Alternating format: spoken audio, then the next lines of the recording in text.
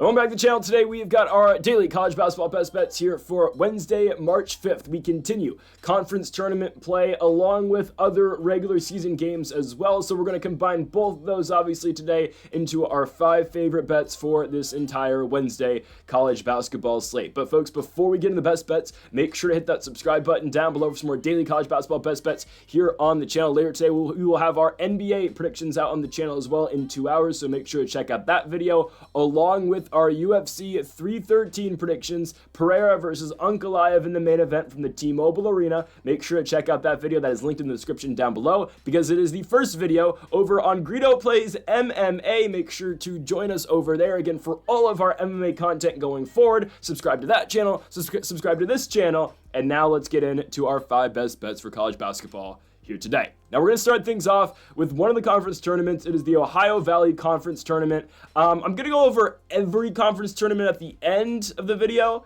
but you know what, let's do the Ohio Valley right now, considering again we have the first Ohio Valley game. So here is the Ohio Valley Conference. Here's the tournament. We're starting things off with this game, obviously the 5-8 matchup. Tennessee Tech taking on UT Martin, and I'll say it right now, we are going to also have a best bet for the Lyndenwood and Morehead State game as well. But the way, again, that Ohio Valley is doing this conference is pretty simple. It's kind of like the West Coast and the Sun Belt. Obviously, the Sun Belt, not this. Here we go, the Sun Belt with this, you know, whatever the hell this bracket is. But anyway, the Ohio Valley, right? Winner of this Tennessee Tech UT Martin game takes on Little Rock, and then the winner of that game then goes on to play Southeastern Missouri State. Again, same thing with the Lyndenwood Morehead State game. It's going all down the line. So this 5-8 matchup, again, between Tennessee Tech and UT Martin is to take on Little Rock tomorrow. And now in this game, we do like the higher seeded team here. We like Tennessee Tech. Tennessee Tech is actually an underdog in this game. Yes, even though they are the 5 seed compared to UT Martin's 8, they are still an underdog in this spot. I'm okay playing it. I do think that Tennessee Tech is the better basketball team. And they have beat UT Martin as well. And on top of that, UT Martin is coming off a pretty bad loss. Now, this entire tournament in the Ohio Valley Conference is being played in Evansville, Indiana. But UT Martin's coming off a really bad loss to Morehead State. Now, again, we will get to Morehead State basketball at the very end of the video as the final game we're going over today when they take on the 6-seeded Lyndenwood squad. But that's a bad loss, all right? This UT Martin team puts up 47 points in their loss to Morehead State, a team that is at the very bottom of this conference. Again, just a bad loss to have if you are the UT Martin Skyhawks. Now, obviously, again, they found a way to qualify into this tournament, unlike Eastern and Western Illinois and Southern Indiana, who obviously all missed being at the bottom of the conference. But UT Martin has not been playing good basketball. They've lost 3 out of 4 games, with their losses being to Tennessee State, to Tennessee Tech on the road, the win over the Screaming Eagles of Southern Indiana, but again, that's the very bottom of the Ohio Valley, and then again, that loss to Morehead State. Tennessee Tech's beat this team twice this season, once obviously at UT Martin, once at Tennessee Tech. The first matchup at home for UT Martin, they lost by 4, 89-85. The second matchup, obviously in Tennessee Tech won it 71-66.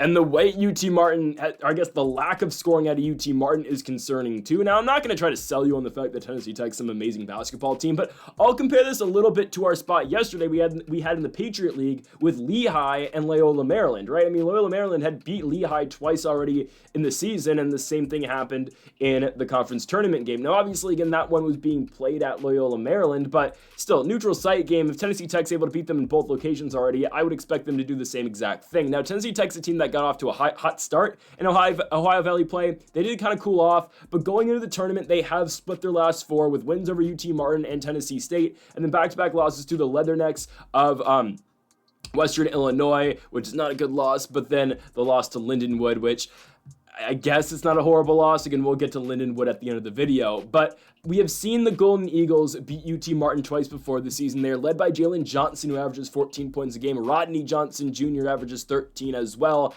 I just think they're a better basketball team, and that's been apparent all year long. Sure, again, it is hard to beat a team 3 times in one season. I understand that, but we saw that yesterday at Loyola Maryland, and the couple instances already in conference tournament play that we've seen this spot where a team's already won twice. We picked against it once early in the A-Sun, but the team that's won the first 2 games usually wins the 3rd game.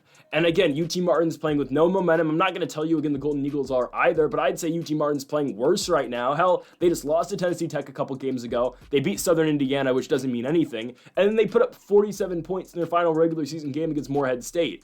not impressive at all, man. It's just not impressive in the slightest. I know, again, I think they had already clinched their bid into the conference tourney at that point, but still, I mean, 47 points regardless of who's playing is not impressive. The Skyhawks are led by Terrence Ginyard, who does average 16 points. Jose Grullion averages 12.5, and their big is Vladimir Saldarizi, who averages 11 and 8 a game. But again, we've seen Tennessee Tech beat this team twice. They just got to do it again here in Evansville, and I think they will.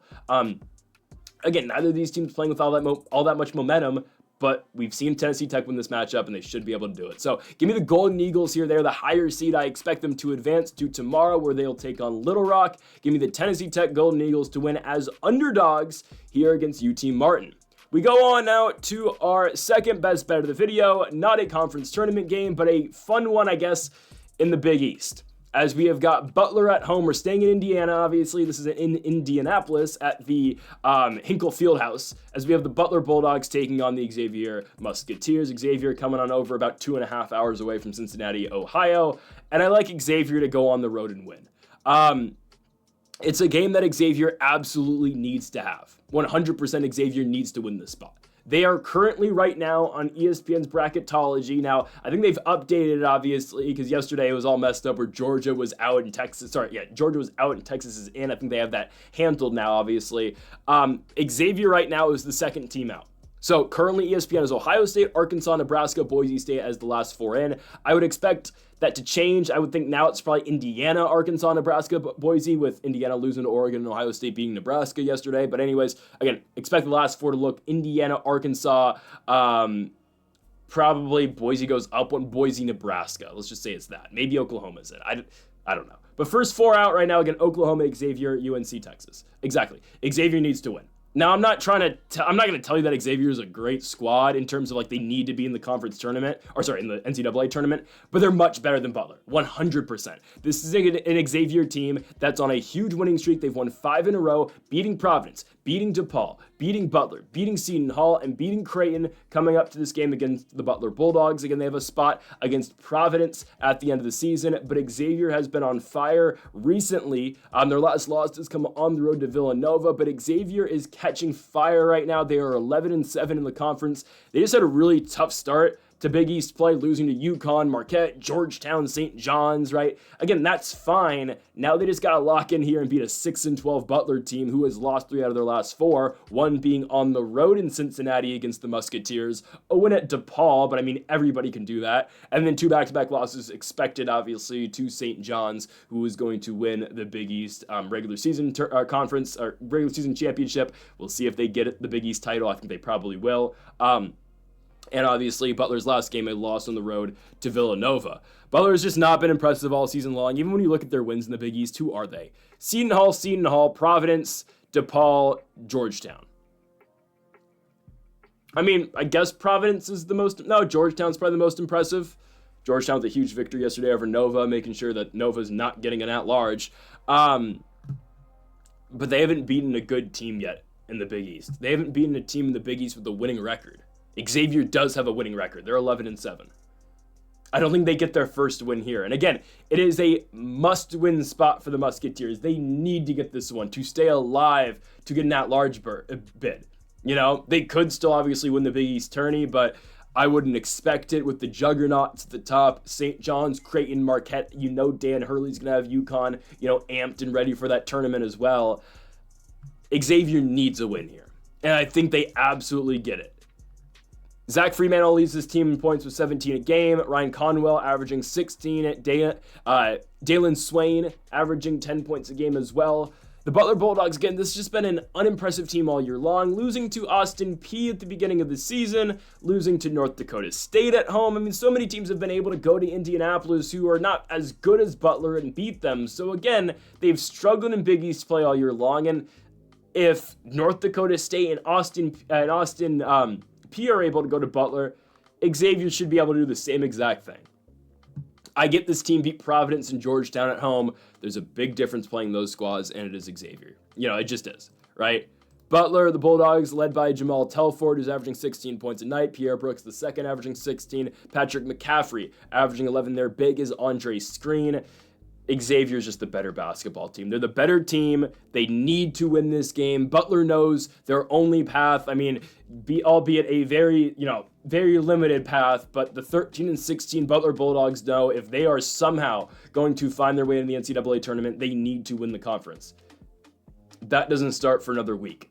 Xavier knows they can get in with 2 wins to close out their year. If they're able to go to Butler and then win at home in Cincinnati against Providence on Saturday, again, not a sure thing because maybe they'd still need to win a game in the Big East tourney, but it makes it so much easier on the Musketeers to get in the tournament. Once a 14-10 team, they are now on the cusp of being 20-10. They're on a run right now, and I don't think it's going to be ended by Butler. They've been able to go on the road and beat Providence. They went on the road and beat Seton Hall, and I get it. Those aren't the most impressive teams, but honestly, Providence and Butler, they are right there with each other. Going to Rhode Island and going to Indianapolis, I think it's kind of harder going to Providence. But anyways, they're neck and neck in terms of difficulty of going on the road and beating.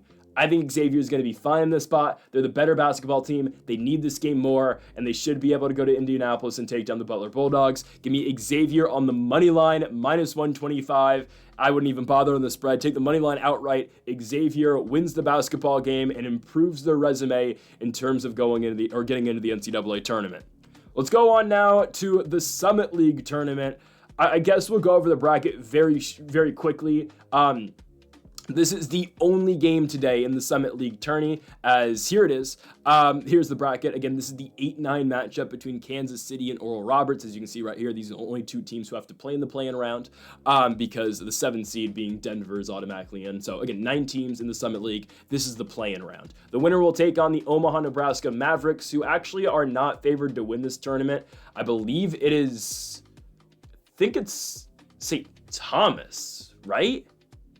I think St. Thomas is favored, if I'm not mistaken. I think the Tommies are the odds-on favorite. I still think the Jacks are taking it personally. But anyways, this is the play-in round. So tomorrow on March 6th, the winner of this game will have to play Omaha, and then St. Thomas and Denver will have to play tomorrow as well. And then on March 7th, North Dakota State and South Dakota get to play, and South Dakota State and North Dakota get to play. Just the 1 and 2 seeds get an extra day of rest going into the championship game rather than the 4-5 and the 3-6 winner only get 1 day, obviously, before the semifinal game, or don't even get a day off. They go straight back to back from the quarterfinal to the semifinal to potentially the final game. So that's just the advantage the 1 and 2 seeds get in this tournament. But anyways, this matchup between the Kansas City Roos and Oral Roberts is to advance to tomorrow to take on the Omaha, Nebraska Mavericks. Now, that's a good basketball team, and maybe we'll talk about that game tomorrow. I'm sure we will because we've been talking about every single conference tournament. But this game especially, between Kansas City and Oral Roberts, I feel like it's a pretty easy spot. I think Kansas City should decimate this basketball team, and I don't think the game's all that competitive.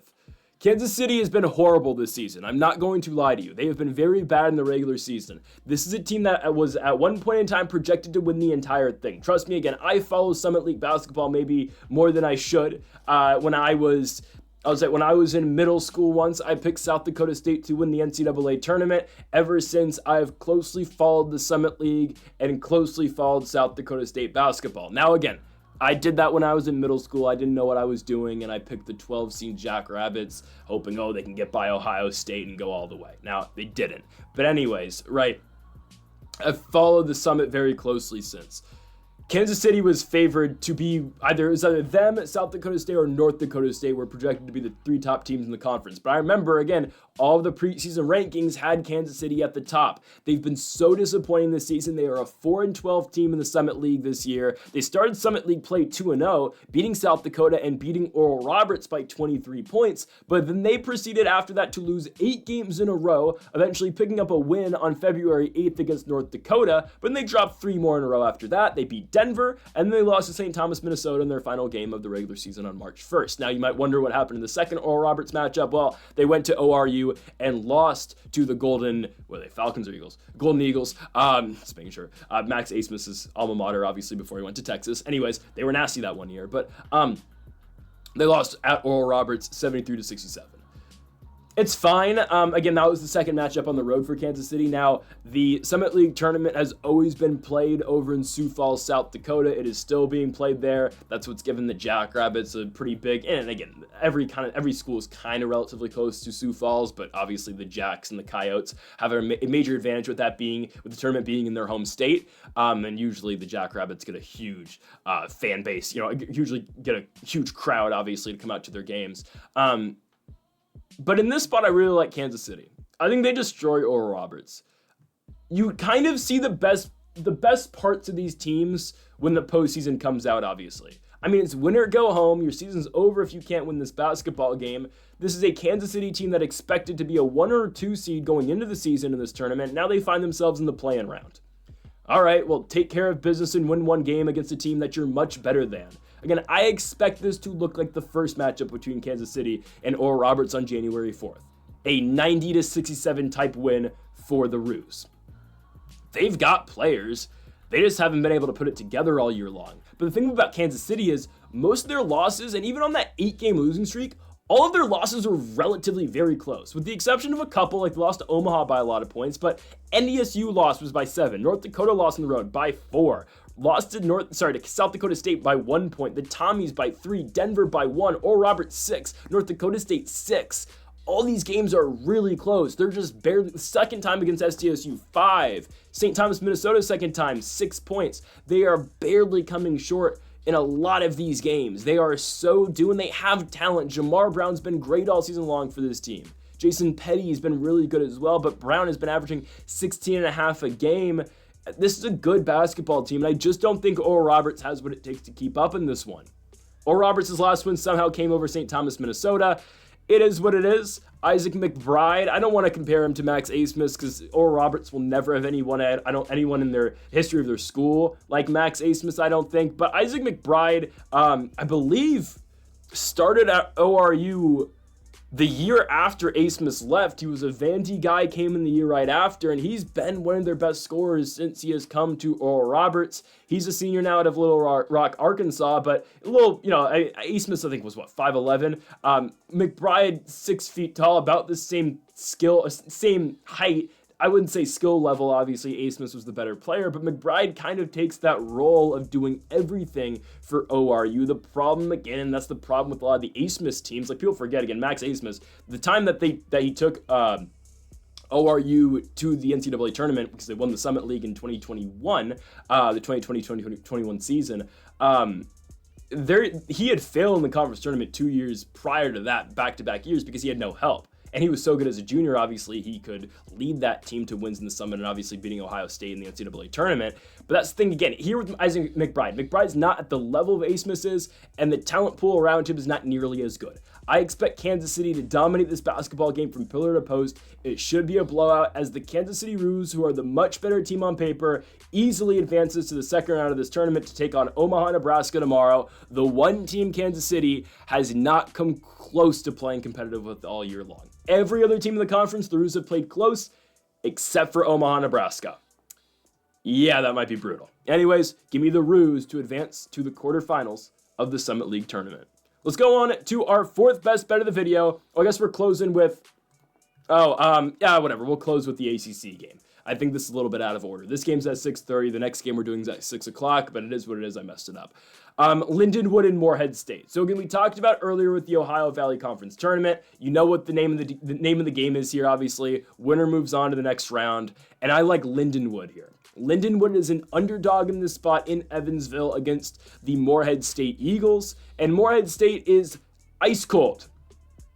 Lyndenwood's not much better, but Lyndenwood did look, again, slightly better than Morehead State did down the stretch. And they own a victory over Morehead State more recently than Morehead State has a win over them. Now, they played twice, obviously. First matchup went to the Eagles by 17, but the second matchup a couple weeks ago, Lyndenwood won by 13 points. So Lyndenwood going into this tournament has won 4 out their last 6, starting with their victory over Morehead State, a win against Southern Indiana, a huge win on the road against Little Rock, back-to-back losses to Southeastern Missouri, who's the likely favorite to win this tournament, a loss at Western Illinois, who was a tricky team all year long. They didn't make the tourney, but they were a tricky squad, and then a win in their last game over a team that we picked earlier today in the Tennessee Tech Golden Eagles. Now, for Morehead State, This is a squad at one point in time in the Ohio Valley. They were 9-2.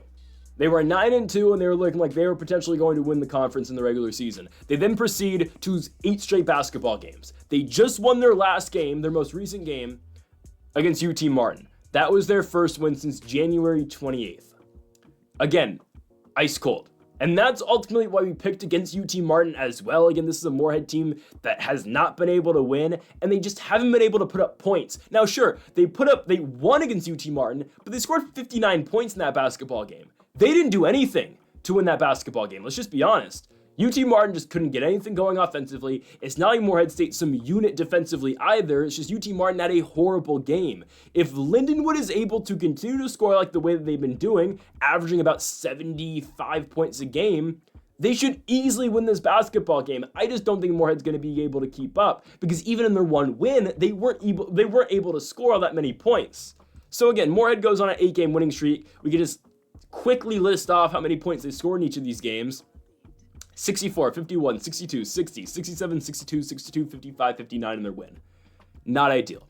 And again, college basketball doesn't always work like this, but Lyndenwood in their last, we can say in the 4 out of the 6 they just won, obviously, we'll say all their 6-point totals. 73, 81, 92, 58, Southeastern Missouri, who cares? 81, 76. This team's a way better scoring squad. It's not like Morehead is some unit defensively. So I think Lyndenwood should be able to score. And again, we just saw the Lions win this basketball game on February 13th. They won it by 13 points. They had a 30-point night out of Reggie Bass, who's one of their main scorers. You get Aeneas Futrell, who averages 12.5. Jadis Jones averages 12.5. Markeith Browning II averages 12.5. And Reggie Bass, who dropped 30 in that second matchup against Morehead State, averages 12 points a night.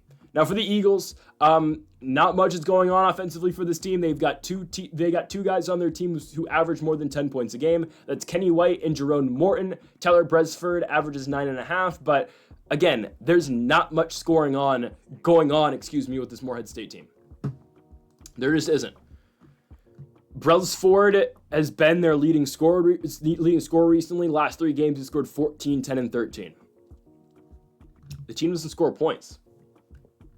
So why would I expect them to win this game against Lyndenwood? Everything kind of points toward a Lyndenwood victory. They split the regular season series, but Lyndenwood can actually score the basketball.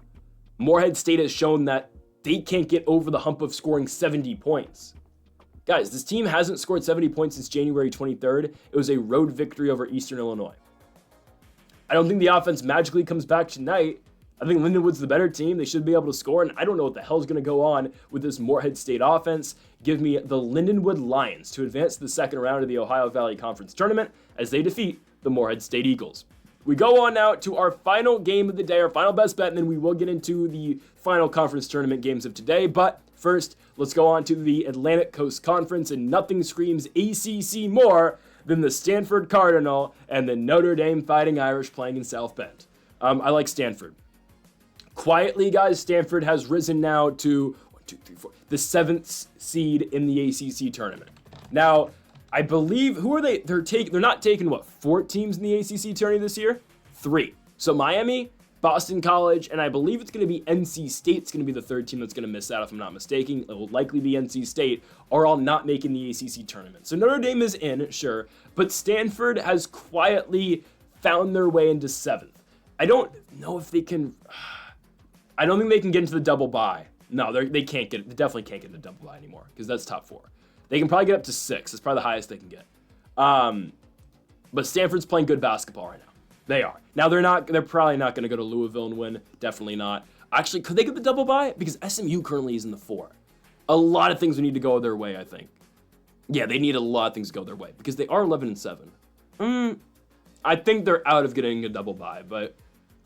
well, SMU need to lose out, so they would need SMU to lose out, North Carolina to lose out, Wake Forest to lose 1, and Stanford to win out, obviously. And then Stanford would somehow find their way into the double bye of the ACC tournament. Very unlikely, sure, and that would require them beating the Louisville Cardinals, but we'll get to that, I guess, over the weekend. Stanford should be able to go into South Bend and win. We've actually been picking Stanford quite a bit recently. We picked them against SMU, and it cashed. They won the game by 5 points.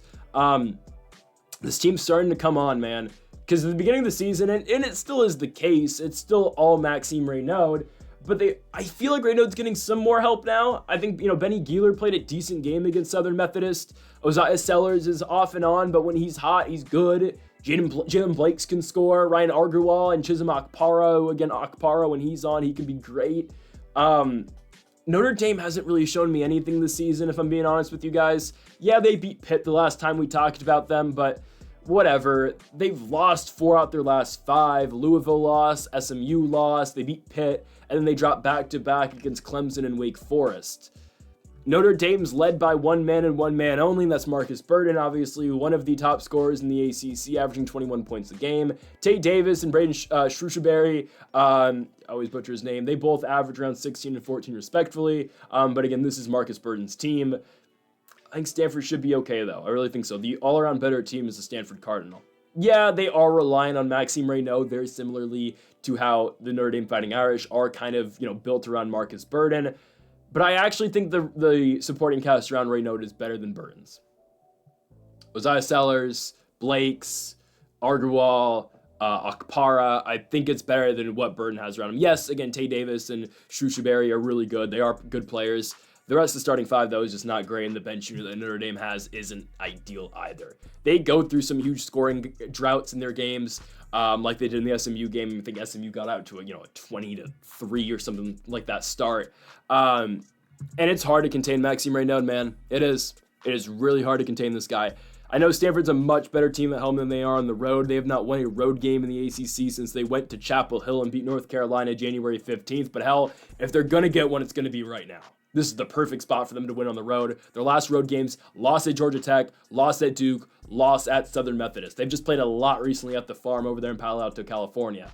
I think this is the time they break through. We like Maxime Raynaud. He's been balling recently. 20 in the Cal victory, 23 and 10 in the Boston College win, 26 in the victory over the Southern Methodist Mustangs. Again, Raynaud is an NBA level talent. He's probably going to get picked in the second round of the NBA draft this season, and Stanford is still playing for potentially, that outside shot at the double bye. But Stanford, again, does not want to lose a game to a team who's 12 and 17, 13th in the ACC, playing in that first round of the ACC tournament in the Notre Dame Fighting Irish. Yes, Marcus Burden's a great basketball player, but once you dive beyond him, the team's not all that great. I think Raynaud and Stanford are able to go to South Bend, Indiana, and win. Give me Stanford on the money line. We're not going to bother with the spread. Stanford minus 115. We like that play a lot. Now, before we close the video, let's talk about the 3 conference tournaments we did not get to talk about today. I'll give a brief prediction on all of them. Now, these are not best bets, so don't, I wouldn't go betting these, but here they are. Let's start things off first in the Sun Belt Conference. So yesterday, Southern Miss beat Coastal Carolina. Kind of a shocker, but a huge run at the end of the game for Southern Miss to win that one. So they move on to take on Georgia Southern. I actually think Southern Miss has a pretty good chance of winning. If I had to bet, honestly, I'd probably take Southern Miss. They didn't look that bad yesterday. I think they're able to parlay that momentum into another victory over Georgia Southern. I think Southern Miss, is playing with fire right now. I think they're able to win back-to-back, or ultimately they'll probably lose to Georgia State. Now, Louisiana versus Louisiana Monroe, an overtime victory that was won by the Raging Cajuns. We thought that was going to happen. Now they take on ODU. I actually think Louisiana's going to win that too. So the way I'm having this one go, I think the 2 teams that won yesterday, Southern Miss and Louisiana, I think they carry on to win today as well to take on Georgia State and Texas State on Thursday. Now let's go to the Big South Conference. Only one game today. The winner of Gardner-Webb and South Carolina Upstate will take on High Point. Not that big of a game. South Carolina Upstate's bad. Gardner-Webb isn't much better, but they are at the same time better than SC Upstate. So give me Gardner-Webb. It's not that tough of a pick for me. Now, going on to the NEC tourney. So all these games are being played today in the first round. The NEC tourney is a mess. Mercyhurst did not qualify for the tournament because they are just transitioning from D2 to D1, so they're disqualified. So instead, we get Chicago State and Lemoyne in this tournament. For as much as I want to see Chicago State or Lemoyne pull one off, let's just be honest, LIU is not... Actually, guys, Chicago State's got an outside shot at beating LIU. We've watched LIU Brooklyn so many times, and they're not good. If I had to put money on it, though, just straight money line, again, I don't even know what the odds are. We're definitely taking Central Connecticut to beat Lemoyne. And yes, we're taking LIU to beat Chicago State, even though we are hoping for a Chicago State win of the NEC, because that would be hilarious. FDU versus Stonehill, take FDU. The game's at home for them. And honestly, St. Francis Wagner, I think St. Francis wins. I'm going to take all the higher seeds. These are games that are being played at, universities. Now, all of these games look like they're being played in a high school gym because they pretty much are. Just the NEC is very, small school basketball. But I do think all the home teams win here. Guys, the talent in the NEC just isn't very good. Look at the records. Like Central Connecticut's probably going to win this thing because beyond them, my goodness, the conference is horrible. So, again, I project Central Connecticut to likely win the entire thing, but today, again, we have Central Connecticut, FDU, LIU, Brooklyn.